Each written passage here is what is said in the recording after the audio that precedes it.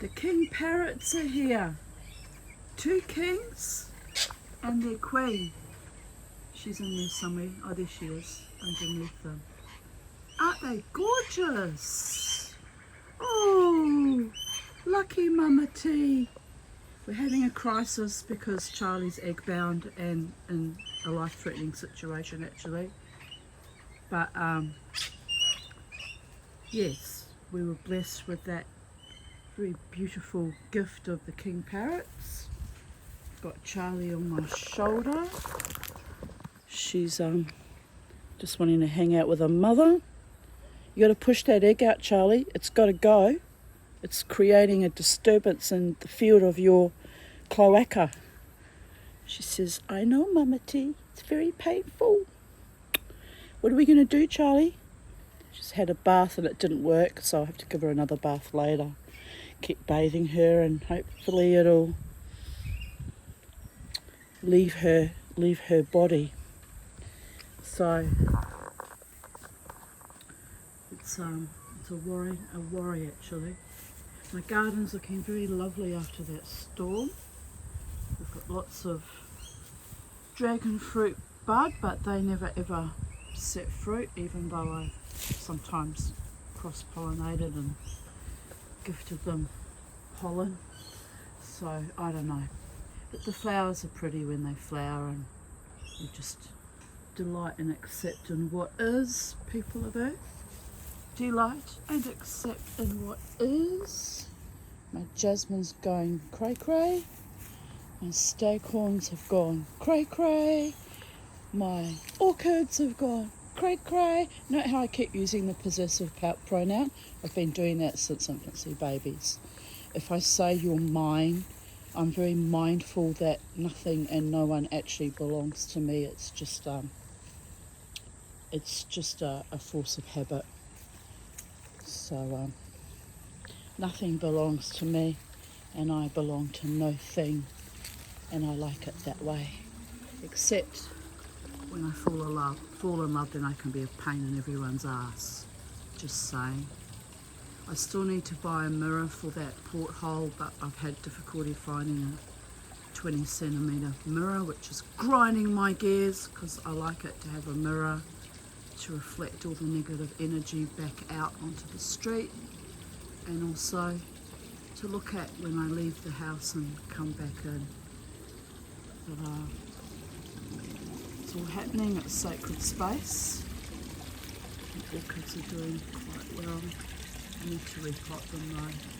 I needed to repot them like 3 years ago. I'm lazy. The fish pond's doing well, and it's starting to go a bit green though, so I need to buy some more squash.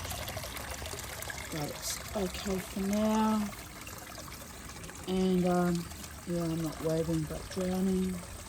On the other side I wrote, I'm not drowning but waving, because yin and yang people.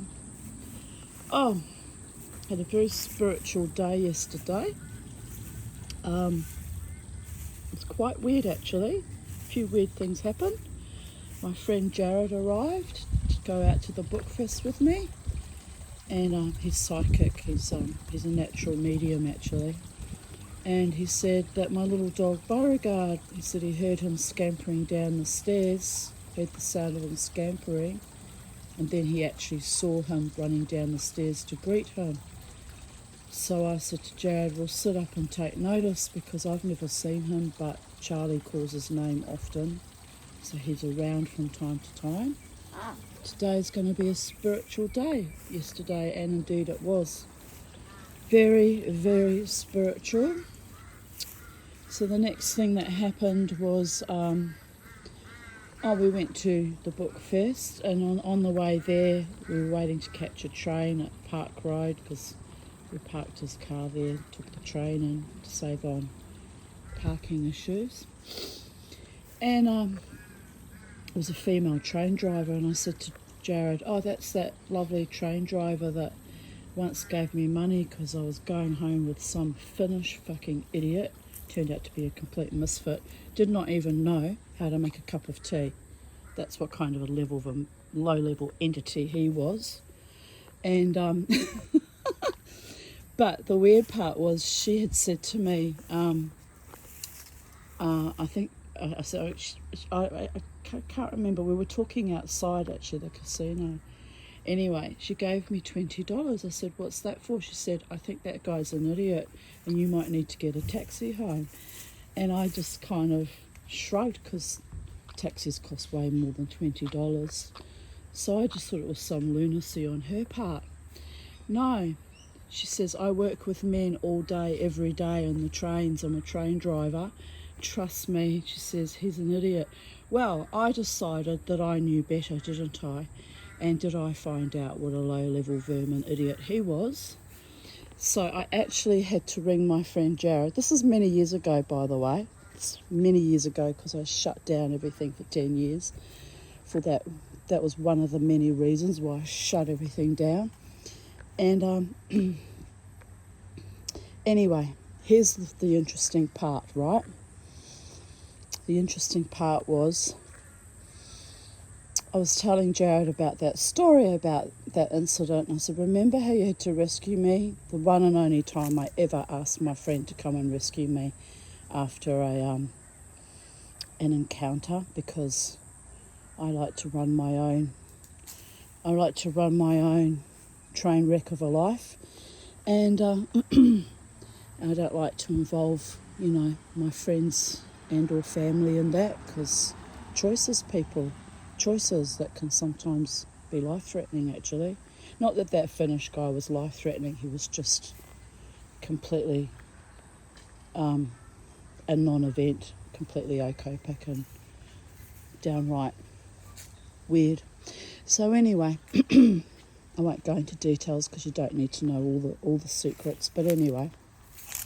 So I'm walking around St. Lucia in a little bit of distress because I got triggered by it actually, and I realised I would have to change my lifestyle because it wasn't conducive to my mental health, and that train driver was actually correct, that I'd made yet another poor judgment. This was back, must be 11, 12 years ago even, maybe 11 years ago, I'm not sure. It'll be in one of my diaries somewhere because I document everything. But anyway, but I had that memory. So we get on the train and off we hop to the convention centre, Jared and we're looking around, at the book fest at all the wonderful books, and immersed in that. We were actually there for 5.5 hours. But when we first arrived there, I saw my lovely friend Tarina, who I also know from dancing at the casino, and we used to go to ecstatic dance together and dancing in the dark together as well. And she's a wonderful woman, and like me, she's a survivor of child sexual abuse and has complex PTSD and lives alone and struggles on her own too. So we were both delighted to run into each other, but she was leaving. She'd been there for 3 hours and we were just arriving, otherwise I would have invited her to join us. So there was that. Anyway, so we stopped and chatted to her for a while, which was lovely, and she thanked me on Instagram. She made her day to run into me, and I'm thinking, isn't it sad that just that little bit of human contact from someone can make your frickin' entire day?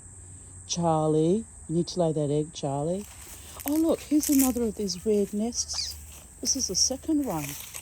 Just spotted it. Look. Remember I put a video up of that the other day? Where are they getting this fibre from that they're rejecting? It's a bit odd, isn't it, people of Earth? So anyway, continuing on with my little story, my long story, it's become a long story.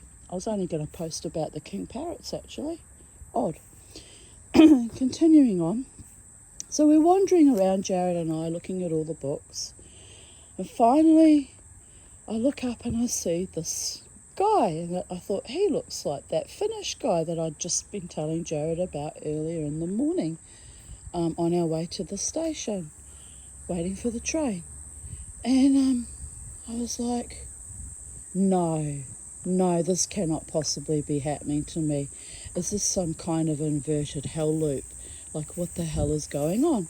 So I just brushed it aside because, sometimes I mistake people for looking like other people too, which can be awkward, especially when it's an old enemy of mine.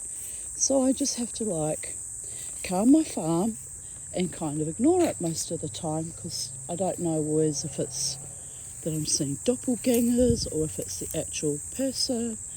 So I just brushed it aside and thought, that's just too weird and ridiculous, that after having mentioned that entity to Jared while waiting to board the train, I run into it. And it's an it. Trust me, it is an it.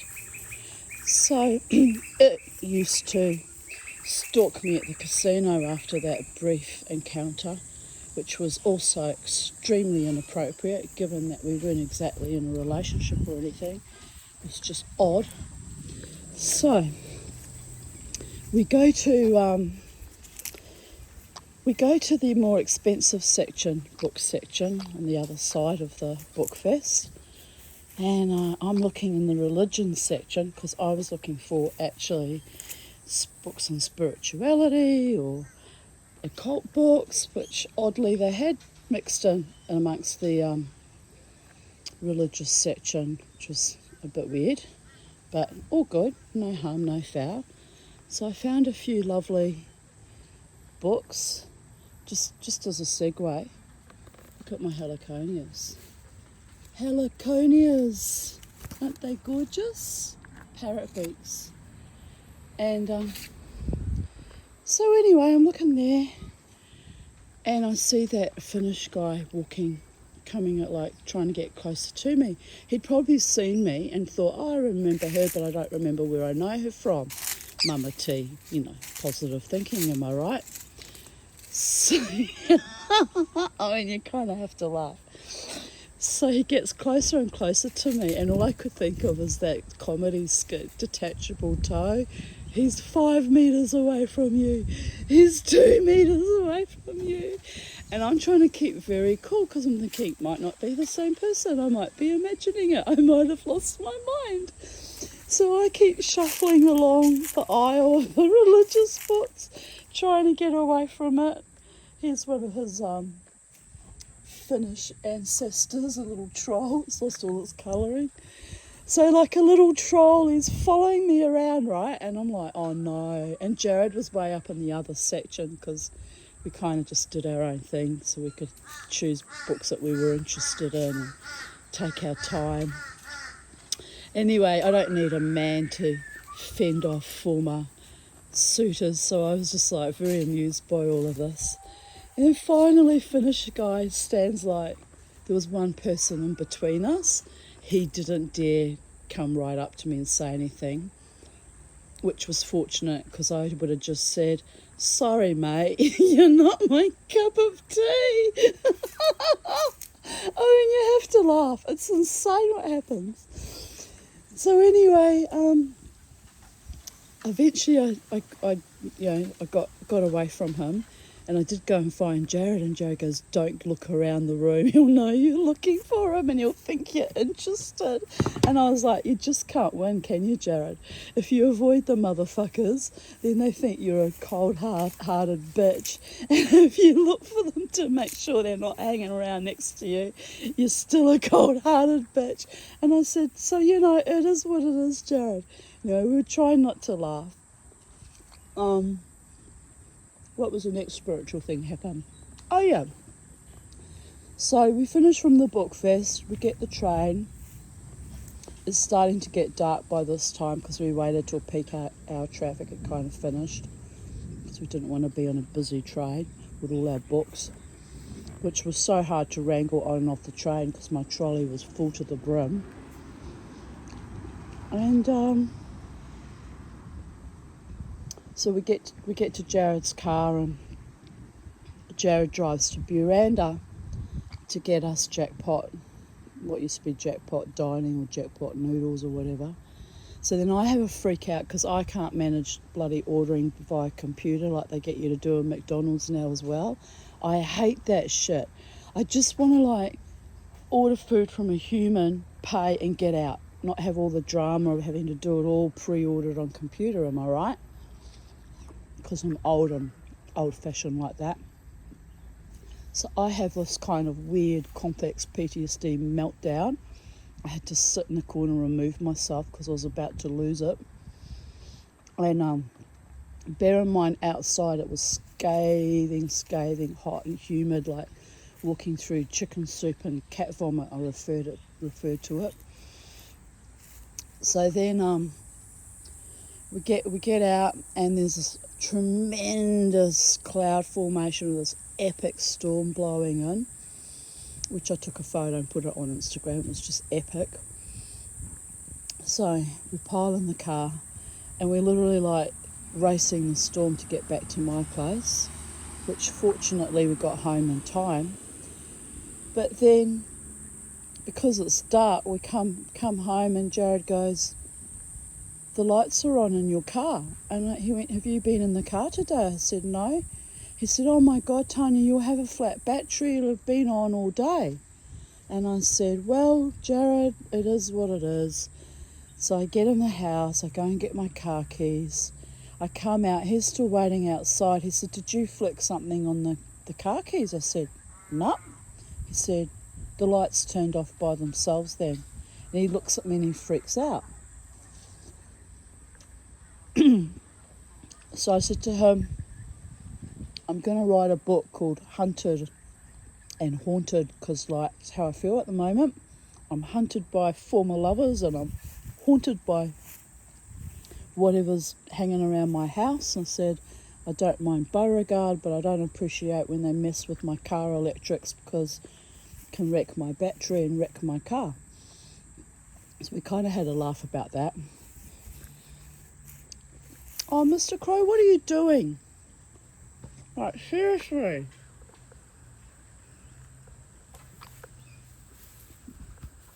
"Drinking out of my glass of water. That's not kosher." I think that's what he... Did he drink out of it, or was he after the watermelon? No, because I've got the watermelon.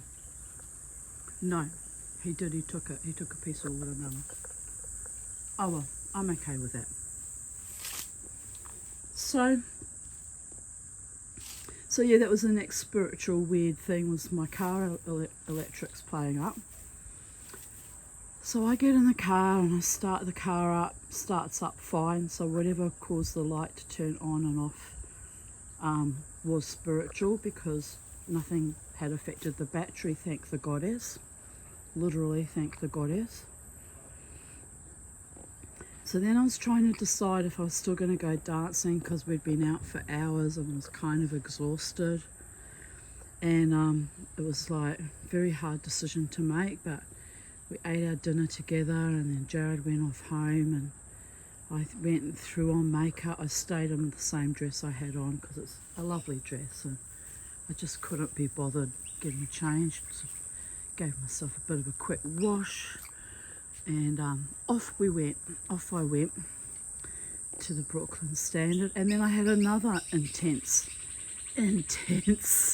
but wild but spiritually innovated night, fending a fucking female of all people off, and another guy named Stu.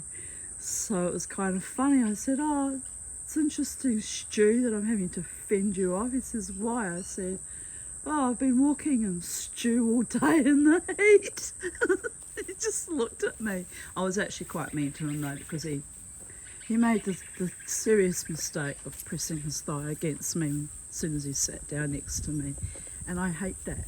Like, have some fucking respect and some personal boundaries before you move in for the kill. But he was so dumb, or predatory, probably more likely predatory. He hadn't even realised why that was offensive. So he kept going, "I just want to be your friend." I choose my friends very, very carefully. Stuart. And he freaked out when I called him Stuart. He's like, but my name's Stu. And I'm just thinking, oh dear goddess, we've got a live one here. But anyway, apart from all that, I had an absolutely wonderful time. I got to see Hayley, and who else did I get to see? I met a lovely couple earlier in the evening that were on their first date, and they were just lovely and very sweet and hammed up with me and took a photo of me and were very sweet. And what was her name? Josie. She said, I changed my name to Josie. I said, what's your actual name? She said, oh, I changed it to Josephine. You'll never know what my real name is. I just said, oh, that's interesting. She said, why? I said, well, your name is Josephine. I said, and your namesake was the wife of Napoleon Bonaparte. And she went, oh, really? And I went, yep. And I said, my middle name's Desiree. And guess who she was? She says, I have no idea. I said, she was the first fiancée of Napoleon Bonaparte that he dumped her for. Josephine, you evil bitch, I'm going to have to kill you now. I was joking. And she was like, what? And I went, oh, but it's okay. And she says, oh, why is it okay? I said, Desiree ended up becoming the Queen of Sweden, married the King of Sweden, so she did better for herself in the end. And she's just looking at me. And then her new boyfriend, who was a lovely, or new date, was a lovely man actually, I didn't get his name, says to me, what is it with you and dictators?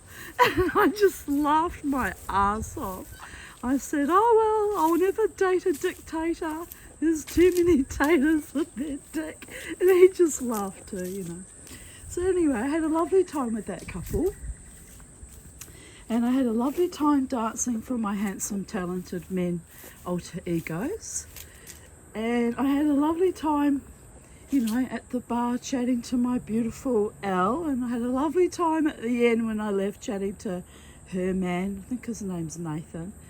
And then I had a lovely time because, as per usual, you know, Richard, the security manager, said, I'll see you tomorrow, Tanya. I went, you'll be murdering me, Richard. I can't do 2 nights yet. It's too much for me. But I feel so good. I feel so good. I could actually technically do 2 nights today, but I don't think so because I'll probably crash and burn later since I only had 5 hours sleep. And I really did have a long and hectic and emotionally not disturbing but kind of triggering day with that female predator at the club who was really inappropriate and was actually kind of trying to sexually assault me, actually, to be honest. It was gross. I had to threaten her to knock it off or there'll be trouble. And yeah, it was a really, really intense day all up. However, I just rode through everything quite majestically and masterfully and had a beautiful day in spite of the weirdness that occurred, the not so pleasant things that occurred. And I feel great, actually. I feel great. Can't tell you how I feel tomorrow, but today I feel quite marvellous. But if Charley dies from this egg impaction, I will not be feeling great. I'll be fucking distraught. The moment she's eating watermelon, like, her life is not in danger, so I'll just go with that, Charley. Go with that, baby girl. You eat that watermelon. It's good for you. Can you see her? And you should see the egg. It's just enormous and just stuck there. So she'll have to have a few more baths today. So anyway, but on a happy note, look at my lemon myrtle tree. And we're hanging in there, aren't we, Charley? You're hanging in there with your mama tea. Alright, beautiful people, that's today's daily journal update, musings, meanderings, cross-pollinatings. It's just keep choosing life. Look at her, she's a mess. Look at that. That's not good, is it? What are we going to do, people of Earth? It's enormous. She can hardly even walk. I'm going to have to put her in the bath again. It's just not good. Not good. And I can't afford a vet, and she's like keeping so active. I'm just hoping she'll just somehow push it out.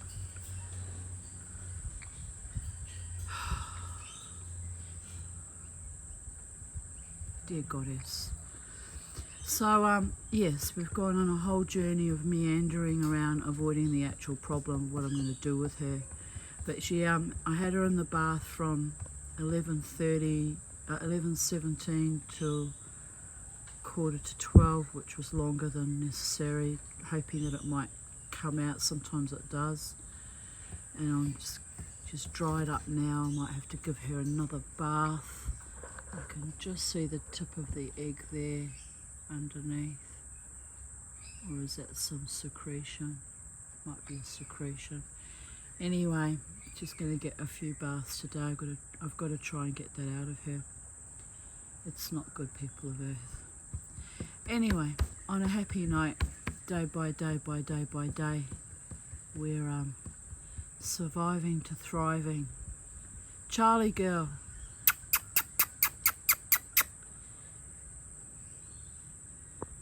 This is what comes of too many kisses with the mama. It's stimulated your egg production, which is not supposed to happen, weird little bird. I don't even pat her below the neck because it causes kind of a stimulates the estrus, the libido. So I'm not sure what brought this on. It's been about 2 years since she last laid an egg. I think the last time she was she eggbound last time? Can't remember. But she's been eggbound a few times in her life, and it's very dangerous and life-threatening, so I am actually freaking out, to be honest. Anyway, we'll see how we go with the next bath. Just got to keep at it. Alright. Much love from Sacred Space at Titania's Realm.